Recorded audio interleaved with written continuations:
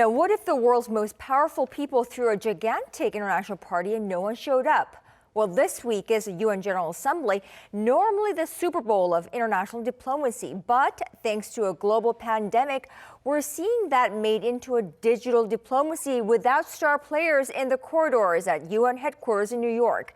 We want to welcome our viewers in Korea and around the world. This is Arirang News live coverage of the general debate of the 75th session of General Assembly of the United Nations. I'm Moon Geon-young in Seoul. Despite the pandemic, world leaders are coming together virtually to mark the 75th anniversary of the United Nations, but without the massive crowds, handshakes, and kisses on the cheek during the annual frenetic diplomatic bash. Faced with 14-day quarantine regulations in New York City, presidents and prime ministers took a pass on visiting the UN headquarters this year.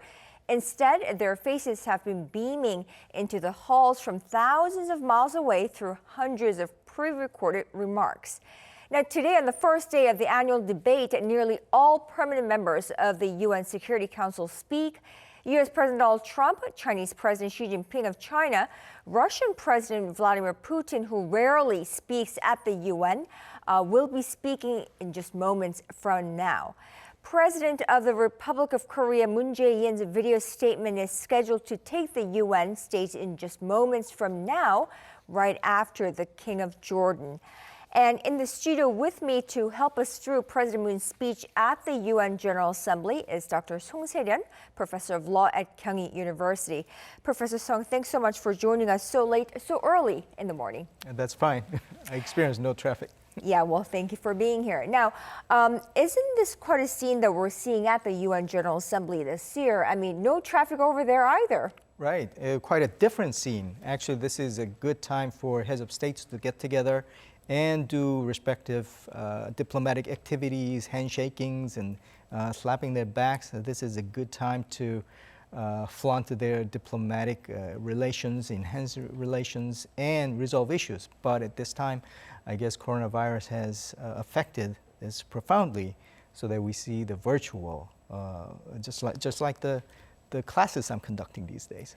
Right, just like everything else, the United Nations is also conducting in a virtual manner as well.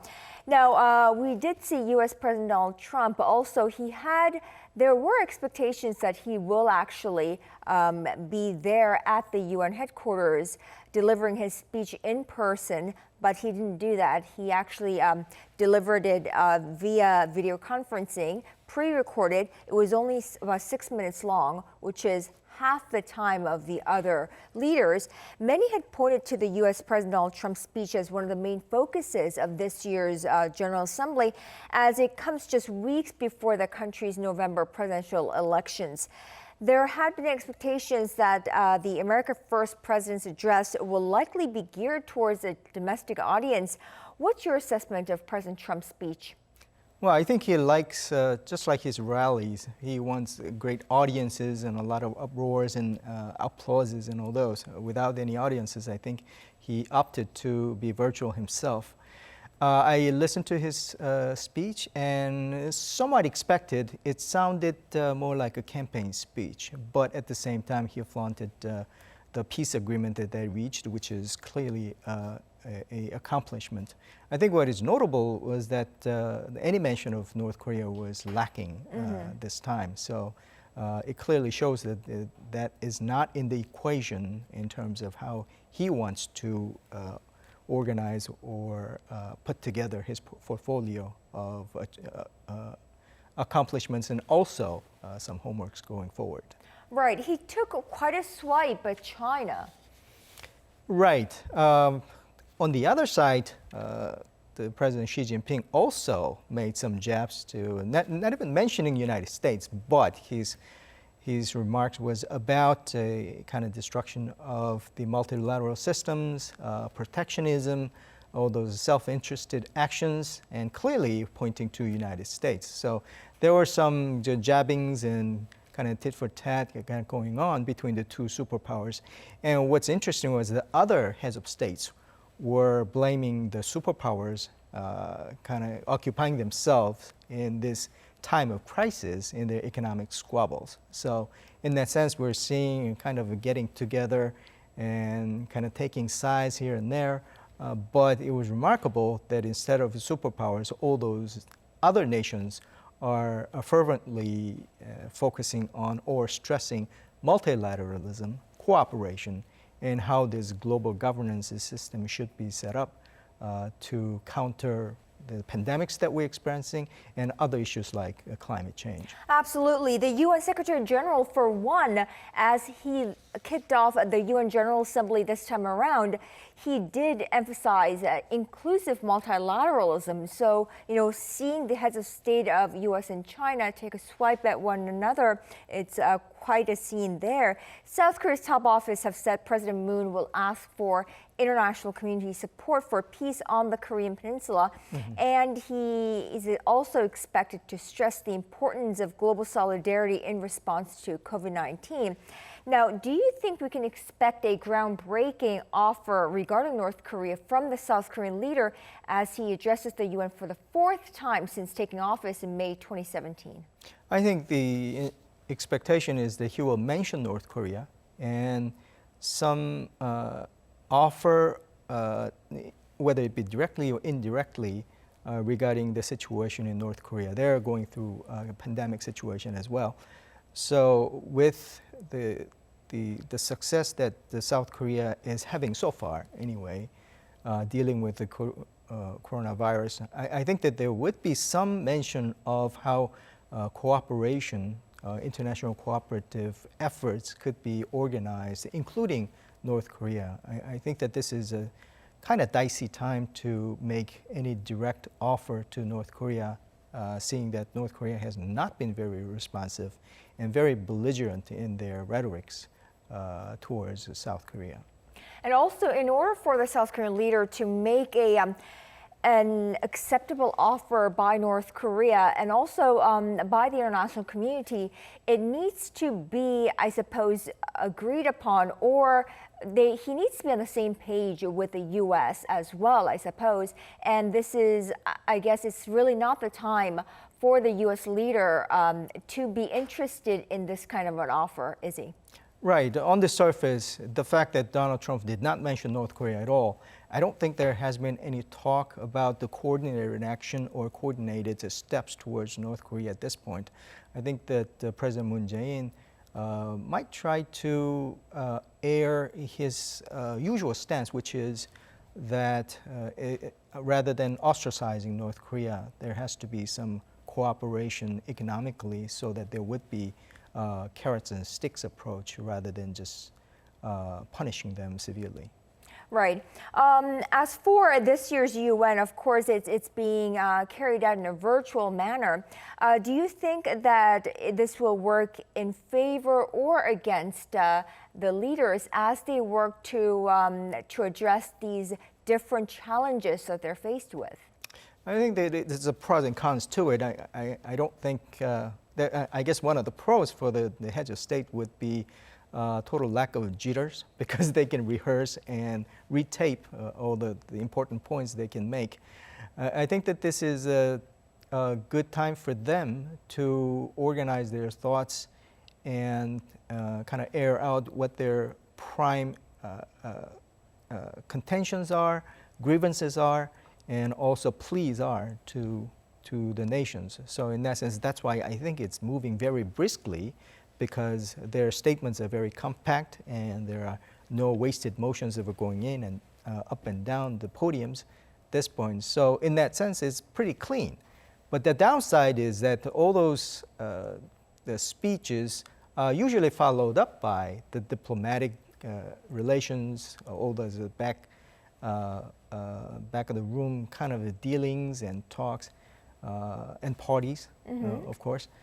Those are lacking. So in that sense, it's kind of a half of the equation, and probably a lot of people are not accustomed to this kind of atmosphere, just making statements. Right. It's very one way, if you will. There's no interaction whatsoever. It's just a one-way speech by the leader. For instance, was it last year that President Trump took to the podium and he listed many of his achievements, the usual hymn, and the audience members laughed with him, I suppose. Right. There was, that kind of a feedback lacks with this one-way speech because it has gone virtual because of the COVID-19 pandemic.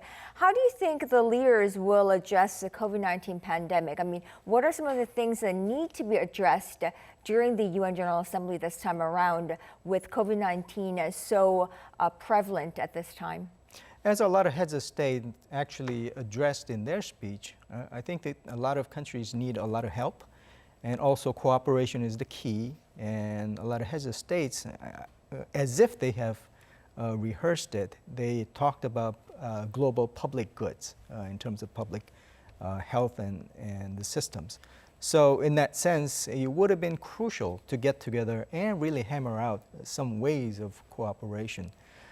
President Moon Jae-in, if he suggests some sort of framework, probably they should be followed up by a lot of working level discussions about how to make it come about in a real sense. So in that sense, it's lacking. But if they are serious about the dealing with coronaviruses going forward, and depending on how it pans out going forward, I think that this might serve as a kind of a starting point where those leaders who express a strong desire to work together could really get together. Right. So the UN General Assembly, if you're just tuning in, we are bringing you a live coverage of the 75th UN General Assembly's General Debate.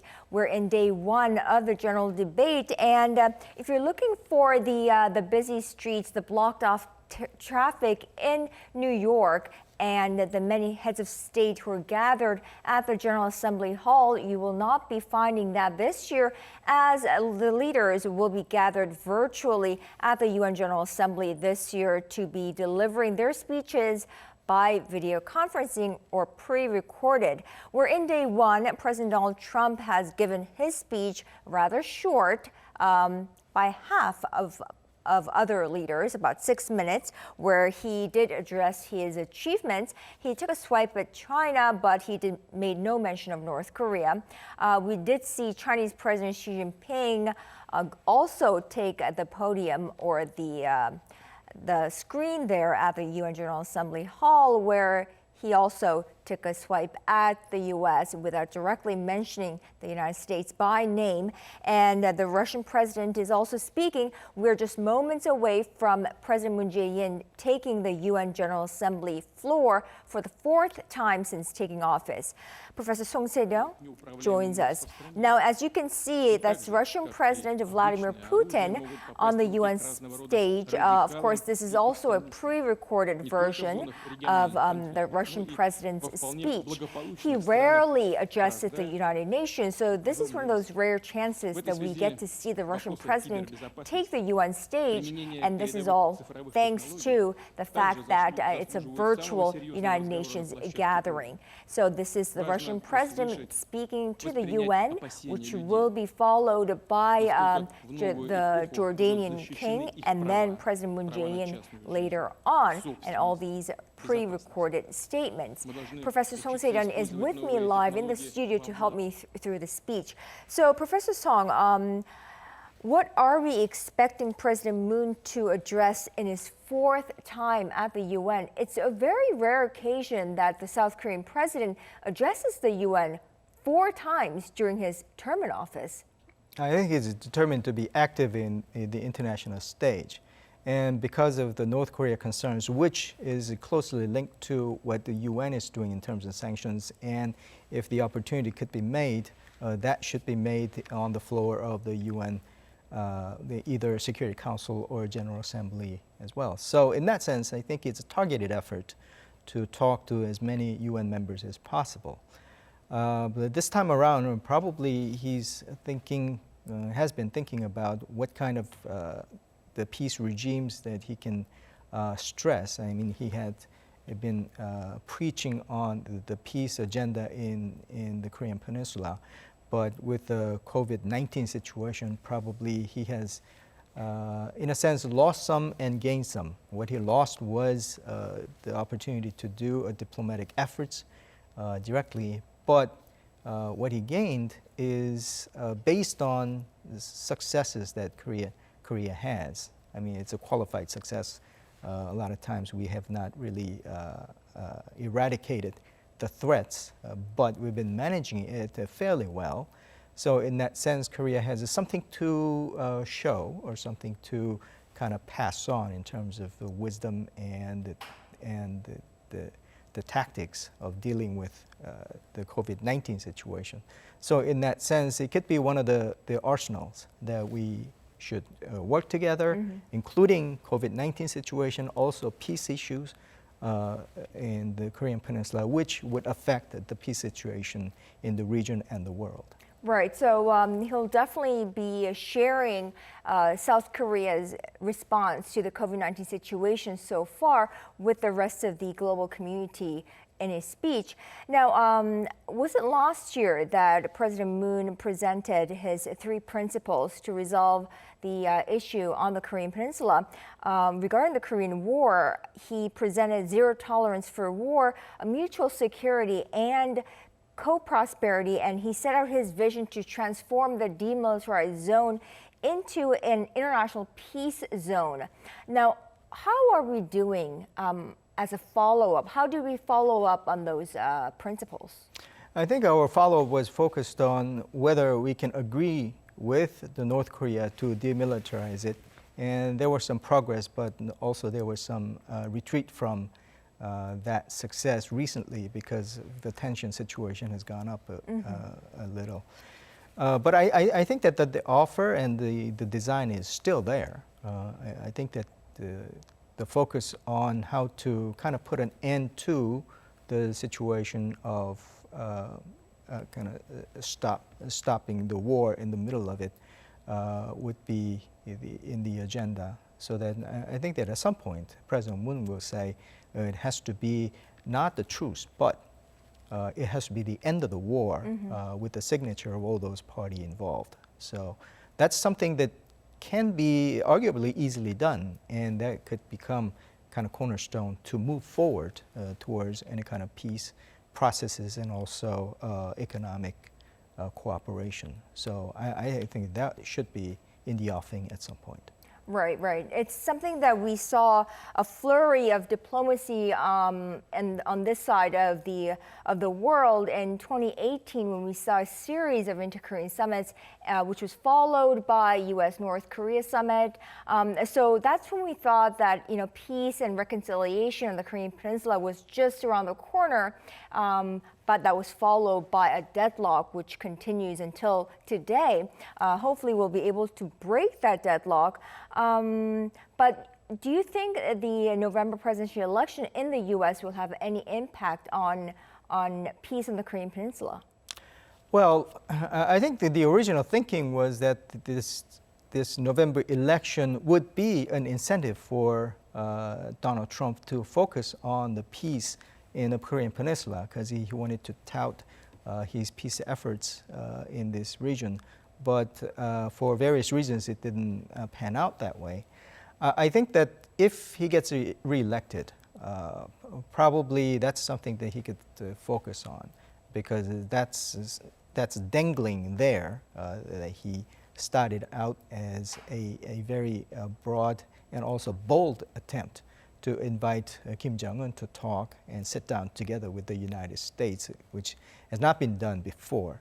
So in that sense, probably it's something that has not been tied very neatly in the end. So if he gets reelected, probably he could go for it. Maybe as a prelude for his Nobel Prize bid, if he wants to go there.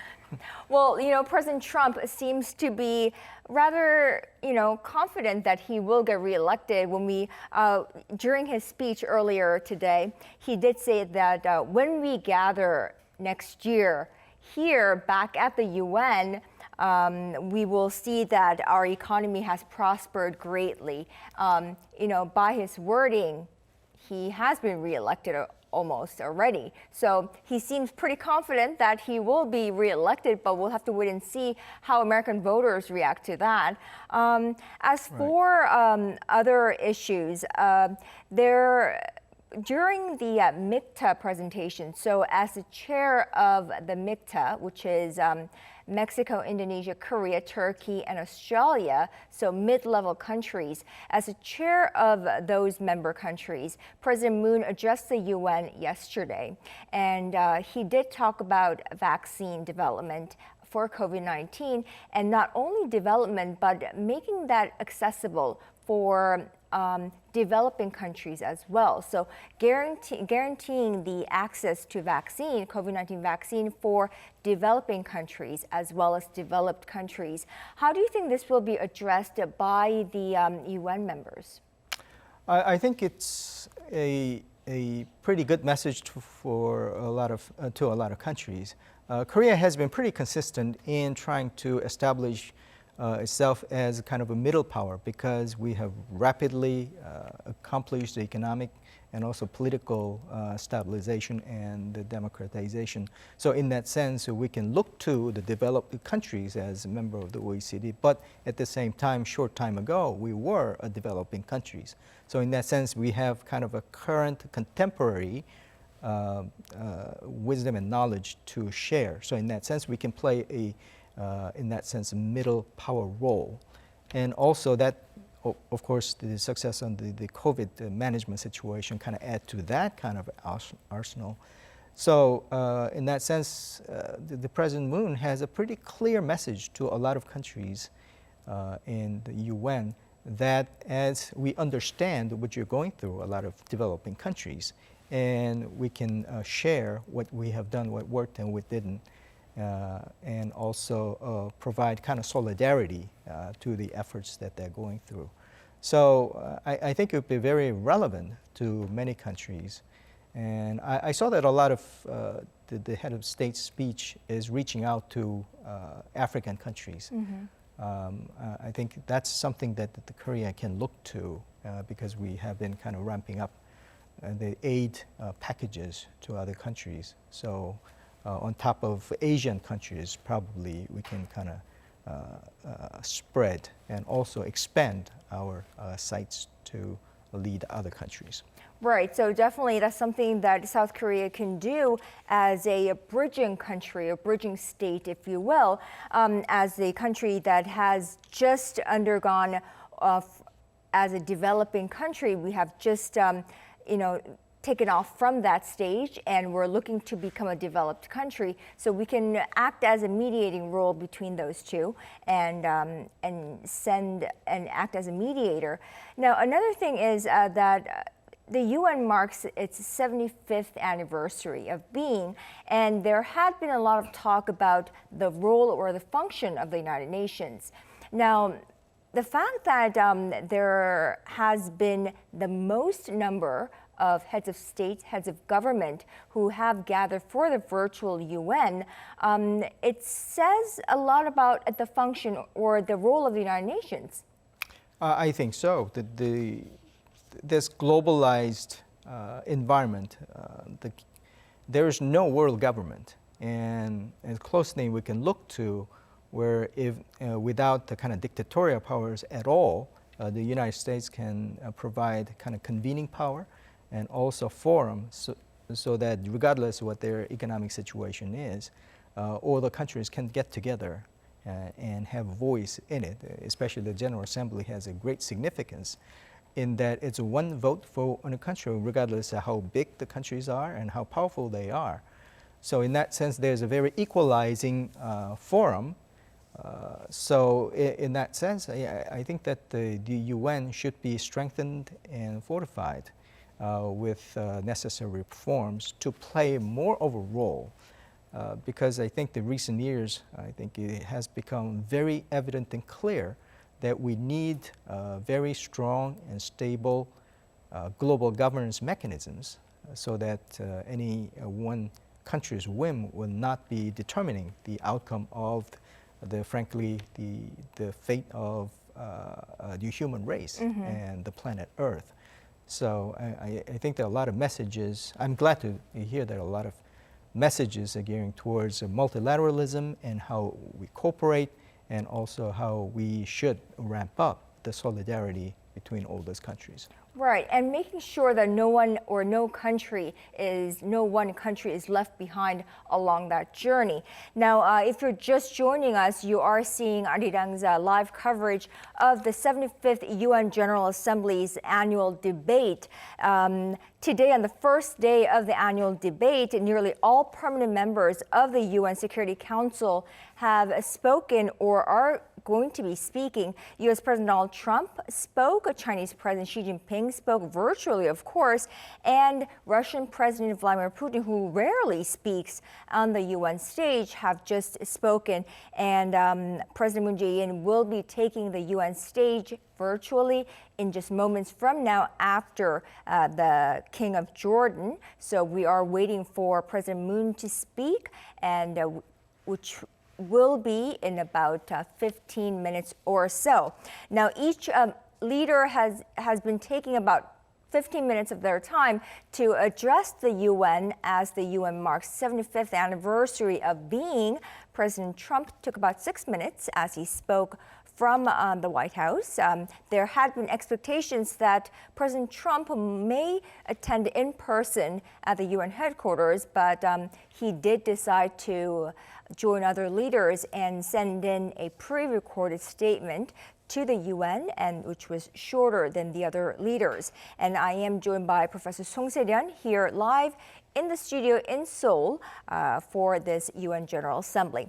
Now, Professor Song, other than peace on the Korean Peninsula and of course, South Korea's response to COVID-19, what else do you think President Moon Jae-in will speak about during his about 15, 20-minute long speech to the UN as he takes the UN stage for the fourth time? I think the most time ever for a South Korean president.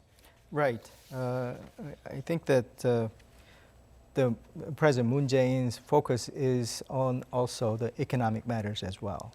Peace is one thing, but without the peace, without the economic development, probably a lot of heads of states will not be heads of states going forward. But not only the political matters, I think that people are suffering not only from the coronavirus, but because of stoppage of work, a stoppage of projects and the economic activities. So in that sense, each country has different ways of dealing with it. A lot of the programs rolled out. But ultimately, it's about how countries work together to get back to the productive activities as before. Maybe not as a pollution making as before, according to the Paris Agreement, but I think that the limited basis, as much as possible, I think that the economic activity should resume as safely as possible. So I think he will address to the kind of economic activities that he can contribute to. But in that sense, I think that the North Korea could be included in the formulation because he has been consistently talking about how North Korea could be brought into the mix of the global economic system, so that they won't so much talk about or do something to jeopardize the peace, rather that, but on focusing on how to develop their countries, which would be, in the long term, would be a better deal for North Korea. Right, so engage North Korea into the global economic system so that that way peace will be kept as North Korea will be incorporated into the global economic system. I think climate change is another huge issue that will be addressed by many leaders at the UN General Assembly this year. Climate change, of course, has been a big issue leading up to the UN General Assembly. Of course, COVID-19 has dominated the headlines, and but still, you know, with wildfires in California and whatnot, we are seeing the the after effects of climate change. How do you think President Moon will approach this issue? I think that not only the President Moon Jae-in, I've been listening to some of the speeches of the heads of states, but it strikes me as very desirable, very good thing that one of the messages that they're sending is that we need to listen to scientists, listen to the community. That's, of course, the wisest thing as always. Now, the King of Jordan has just finished his speech. The leader's speeches are introduced in person by representatives of member states who are based in New York. It looks like the South Korean representative is up introducing President Moon's video speech, so we'll turn it over to the Assembly Hall of the UN headquarters in New York.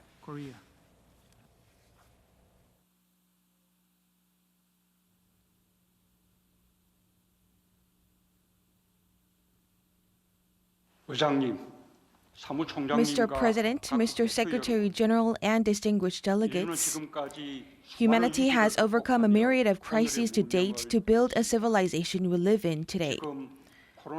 Although we are now in the middle of the COVID-19 crisis, humanity will surely once again make astonishing strides towards a tomorrow that is different from today. I would like to offer my deepest sympathy to the victims of COVID-19 and their bereaved families, and all of those around the world who are fighting the disease.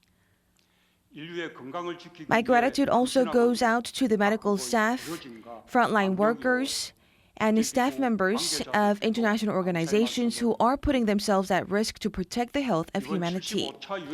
The 75th session of the UN General Assembly will go a long way toward triumphing over an unprecedented crisis. Let me now extend my congratulations to you, Mr. Volkan Bozkır, on your assumption of the presidency. I have high hopes for your able leadership. I would also like to express my respect to Secretary General Antonio Guterres for his tireless efforts to resolve numerous global challenges, from infectious diseases to peace, the economy, the environment, and human rights. Mr. President, the COVID-19 crisis we face is upending daily lives of humanity and agitating even the world economy and international order. Just as the far-sighted leaders created the United Nations 75 years ago, it is high time that we pool our wisdom once again to find our guiding star in the time of great transformation. The Republic of Korea took key values of democracy and turned them into three main principles of infectious disease prevention, openness, transparency, and democracy, and the entire Korean people turned themselves into the main actors in infectious disease prevention efforts. Korea also combined multilateralism with its community spirit, enabling people to practice the spirit of freedom for all. The Korean people protected their own safety by protecting that of neighbors. The Korean government extended the scope of neighbors beyond its borders by sharing infectious disease prevention equipment with other countries without closing borders. Korea is keeping our country and economy intact. We learned that in the end, what empowers Korea to weather the novel coronavirus was the very values cultivated by humanity and championed by the UN.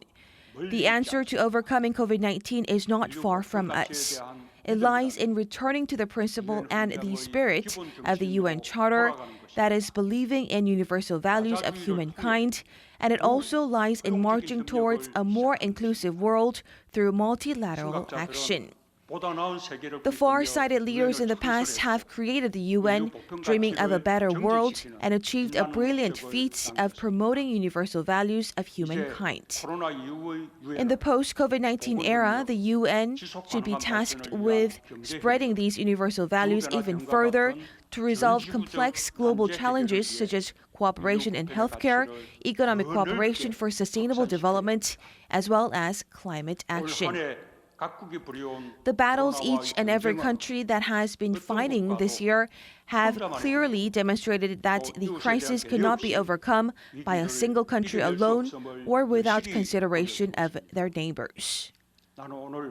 Today, with the UN assuming a new job in the post-COVID-19 era, I would like to address the importance of strengthening inclusiveness in international cooperation, a way to shape multilateralism in a way that makes everyone prosperous. Mr. President, strengthening inclusiveness in international cooperation means leaving no one behind and achieving shared prosperity where everyone enjoys freedom. Domestically, it is reducing inequalities to ensure safety of one's own and sustainable development together with neighbors. And internationally, it is taking into account the conditions and circumstances neighboring countries are put in while working with them to attain co-prosperity. Nothing is more important than life and safety of humanity. It is evident that the UN's idea of inclusive multilateralism will first be tested by whether it can distribute COVID-19 vaccines to all nations or not.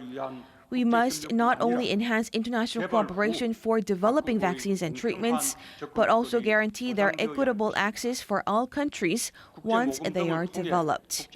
Through global funding, we should facilitate advanced purchase of sufficient doses of vaccines for international organizations to ensure that impoverished and developing countries can share their benefits. Korea is actively participating in the COVAX facility led by the WHO and Gavi. Home to the headquarters of the International Vaccine Institute, Korea will also provide active support to various activities geared towards developing and distributing affordable vaccines for developing countries. As concerns remain over the possibility of a second and third wave of COVID-19, Korea will actively share its experiences accumulated from responding to COVID-19 and continue to work with the international community. Like a tsunami that follows an earthquake, economic aftershocks are sweeping us. Border shutdowns and atrophied exchanges of people and goods make the global economic recovery even harder. Although it is indeed an extraordinarily difficult task, we must make the best of both worlds, preventing infectious diseases and reviving the economy. Even in the midst of the COVID-19 crisis, we should strengthen multilateralism characterized by solidarity and cooperation and bolster free trade system upon building international norms. Korea has strived to safeguard global supply chain against disruptions and facilitate essential cross-border movement of people, including business people. We will also share its development experience with developing countries and join the concerted global efforts to achieve UN Sustainable Development Goals. In order to enhance inclusiveness that strives sustainable development and economy, we will break the matter of course that crisis begets widening inequalities and revive our economy in a way that leaves no one behind. Korea has now taken on a challenge of the Korean New Deal. Standing on the two pillars of digital and green, it marks a complete transformation of Korean economy and promises to render our society less unequal and more inclusive. Korea will also work with all nations to minimize effects of COVID-19 and facilitate economic recovery and actively participate in international cooperation to promote inclusive multilateralism the UN is seeking to accomplish. September 7th was the International Day of Clean Air for Blue Skies, which was proposed by Korea and subsequently adopted by the UN. Once human activities came to a halt, blue skies re-emerged in parts of the world.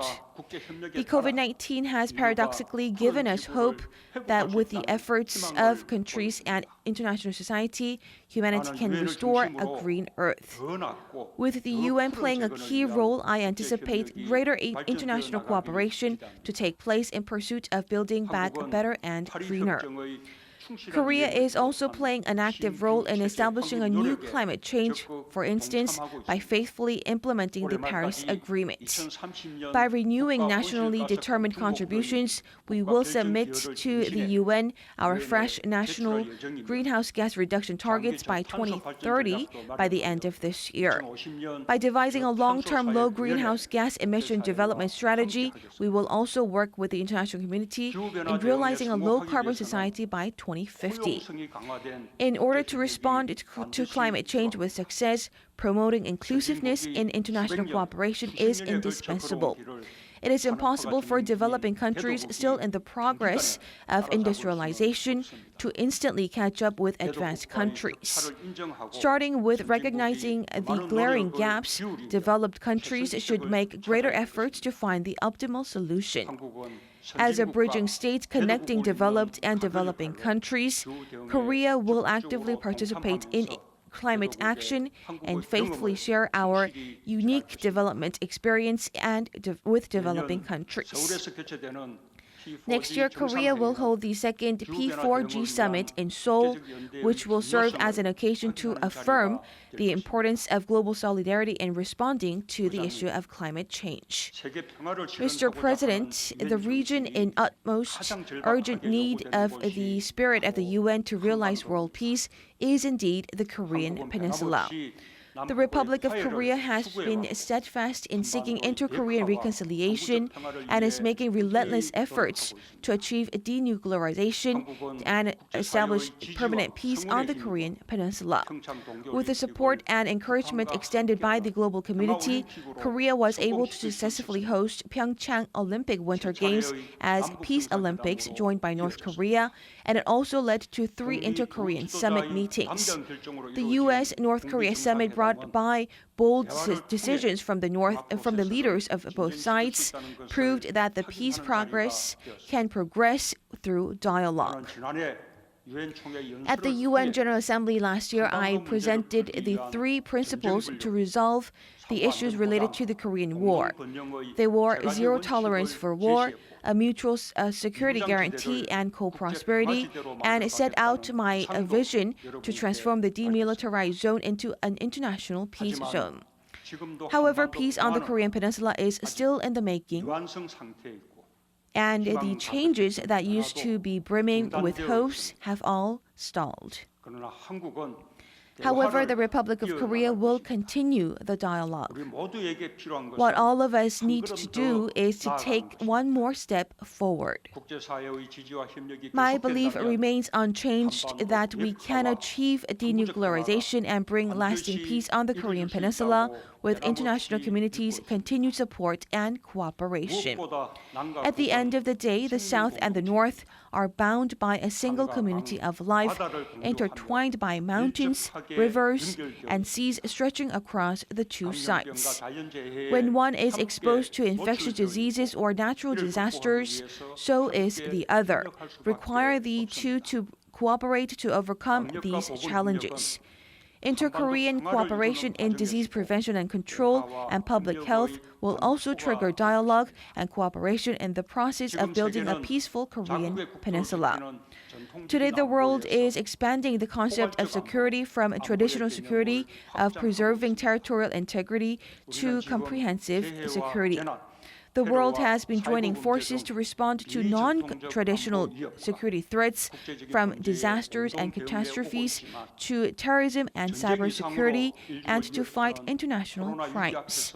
However, in the face of the COVID-19 crisis that poses greater threat to humanity than a war, we came to be acutely reminded that the safety of neighboring countries is directly linked to that of our own. A single country can no longer manage the entirety of comprehensive security issues alone. As protecting peace of one country and saving life of one person now requires international cooperation, we need to equip ourselves with a multilateral security architecture.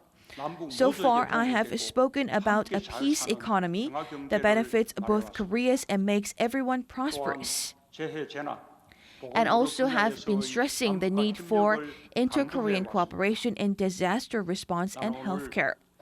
Hoping that the international community views the issues surrounding the Korean Peninsula through the lens of more inclusive international cooperation, I propose today launching a Northeast Asia Cooperation Initiative for infectious disease control and public health, whereby North Korea participates as a member along with China, Japan, Mongolia, and the Republic of Korea. A cooperative architecture that guarantees collective protection of life and safety will lay the groundwork for North Korea to become and have its security guaranteed by engaging with the international community. In particular, this year marks the 70th anniversary of the outbreak of the Korean War. Time has come to remove the tragedy lingering on the Korean Peninsula. The war must end completely and for good. Peace on the Korean Peninsula will guarantee peace in Northeast Asia as a whole, and going one step further, bring positive changes to the world order as well. I believe it begins with declaring an end to the war, an act that can affirm mutual commitments to peace. I hope that the UN and the international community provide support so that we can advance into an era of reconciliation and prosperity through the end of the war declaration. The declaration will indeed open the door to complete denuclearization and permanent peace regime on the Korean Peninsula. It is not only Korea's response to COVID-19, but also the invaluable lessons Korea will be gaining from institutionalizing peace that Korea wishes to share with the rest of the world. This way, we will be able to buttress UN's efforts at the front lines to fulfill its purpose to maintain international peace through collective means. Mr. President, Mr. Secretary General, and distinguished delegates, COVID-19 has showed us how closely interconnected the world is, and humanity will, in the end, head into an era of solidarity and cooperation. We have to prepare for the future and at the same time change the world we live in today. If people start with small things, each and every one's actions will unite and culminate into the freedom for all today. I would like to ask the UN from this moment onwards to be the center of inclusive international cooperation in this new era. Thank you very much.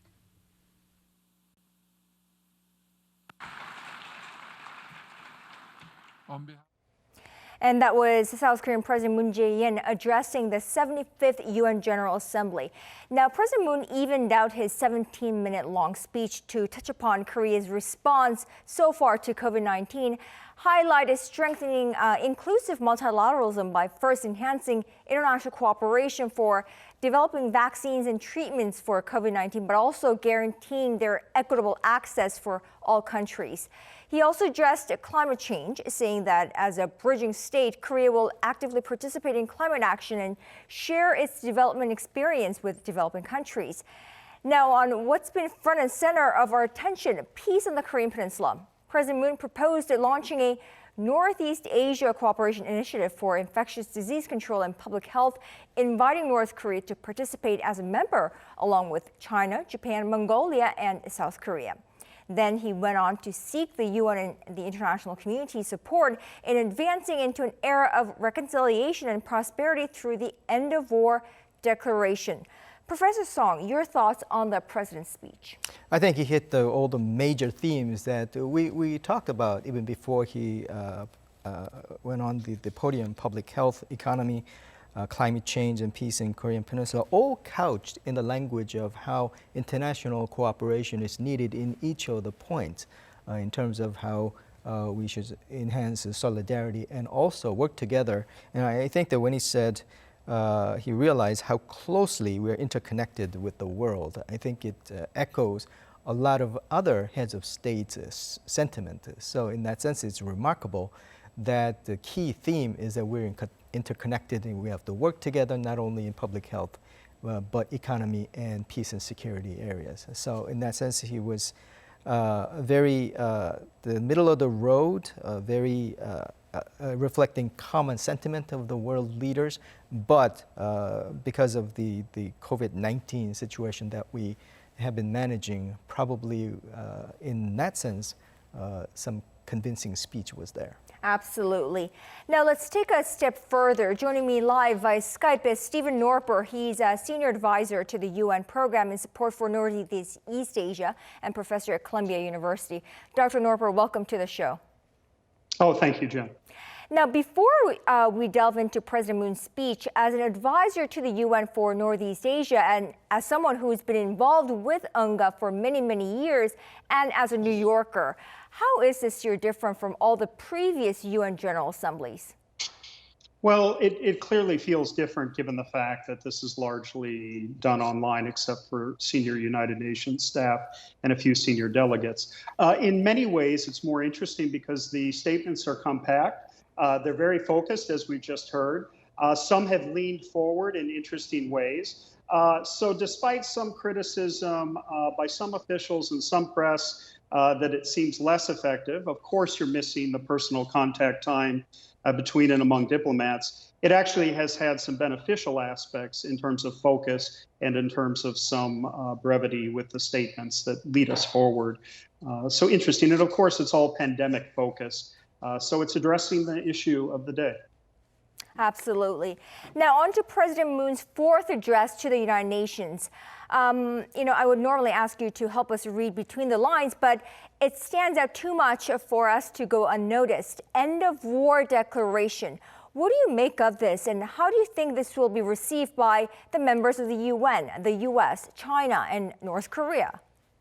No, I thought it was quite a brilliant address, and I thought it was quite focused, interesting, progressive in some ways, but yet realistic. And as Professor Song has just said, it was remarkable for the breadth of the comprehensive security and the comprehensive nature of the approach. I think what's important to remember on the request for the end of war statement is that's something a little more practical that may be doable either by a Trump administration departing or with Trump reelected or by Biden incoming. It's something that may be attainable sooner than not. And I think the other members in the international community, the regional members, will lean forward in very positive ways. I think in many ways, end of war statement is something that's attainable with, of course, a peace declaration and peace regime to follow. So I thought it was quite a good step forward. And if you do piece that together with things like this Northeast Asia Cooperation Initiative, though it is aimed at public health and the eradication of pandemics and infectious disease, it lays an architecture, a security architecture that he referred to. And that too may create a very positive reinforcement for peace on the Korean Peninsula and for the region. Now, U.S. President Donald Trump, meanwhile, in his rather short 6-minute speech, made no mention of North Korea. What are your prospects for North Korea-U.S. denuclearization talks from here on forth? Well, what I think Trump did is he let the part about North Korea be told by the U.S. ambassador to the UN, Kelly Croft, who hailed Trump for a forceful vision on North Korea. Whether you agree with where Trump is at or not, I think what it did was it allowed space for the Blue House to invigorate its inter-Korean dynamic and shows U.S. support because it shows that talking with North Korea is a good thing and was a departure from the past. So the administration couched it in those introductory comments. The fact that Trump didn't mention it is important in the sense that he chose to focus on China. And he was very direct and very hard on China. According to some UN officials I spoke with quietly this morning, they thought it was rather an affront to China and trying to lay the blame of the pandemic, in his words, to have unleashed the pandemic is very, very strong language that does not help bilateral relations and creates a much more complicated regional dynamic, which is difficult for South Korea's officials to have to deal with, as well as their neighbors in terms of trying to balance where China's at, where the U.S. is at, and where that discord becomes a complicating factor. Brilliant, as always. Stephen Norberg, longtime Korea Peninsula expert, senior advisor to the United Nations for Northeast Asia. Many thanks, as always, for your insights. We appreciate it. Oh, thank you, Jen. Now, Professor Song, what is this Northeast Asia Cooperation Initiative for Infectious Disease Control and Public Health that President Moon has proposed? Quite a long name. Right. It's a sensible offer, I think, at this point, because of the global crisis in the coronavirus. Everybody is presumably looking for a solution. And the solution that we can think of, and President Moon is wise in offering that we should work together. I think the makeup of those countries, China, Japan, Mongolia, and the Republic of Korea, all regional countries, is interesting, but I think that depending on how he proceeds, there are some roadblocks because we're not having a good relationship with Japan, and China is having spat with the United States, our close ally. So in that sense, this is a very sensible offer and a very workable offer, and also humanitarian efforts. So UN sanction would not be a roadblock there. So if he pulls it off, I think it's a good inroad into including North Korea into regional efforts, and also we can develop it into a further the cooperative efforts, including economic cooperation.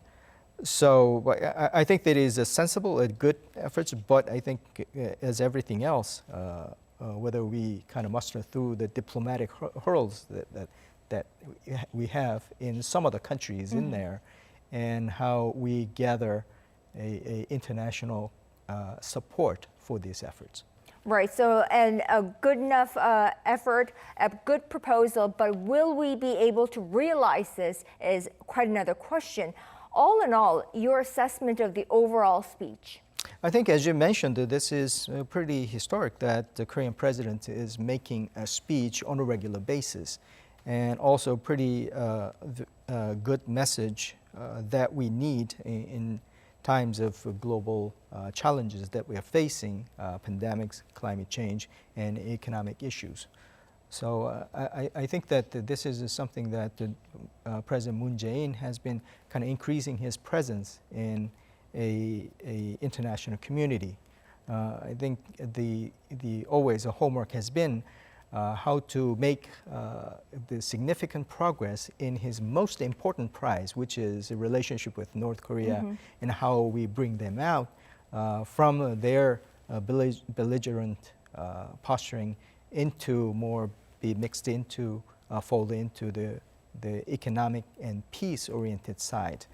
A lot of people are pessimistic, and because of coronavirus situation has been kind of in the back burner. But I commend that he's making further efforts and relentless kind of pursuit to have them come out and making offers in various viewpoints, economic and also now the public health point of view. So I hope that if North Korea is listening, they are being invited to this world stage by a very cooperative president from South Korea. Right. Such an opportunity may never come again, so this is their chance to seize upon it. And I think as for the speech, very meticulously put together is my assessment. All right, Professor Sung Se-ryun of Kyung University, many thanks for your insights. We appreciate it. My pleasure.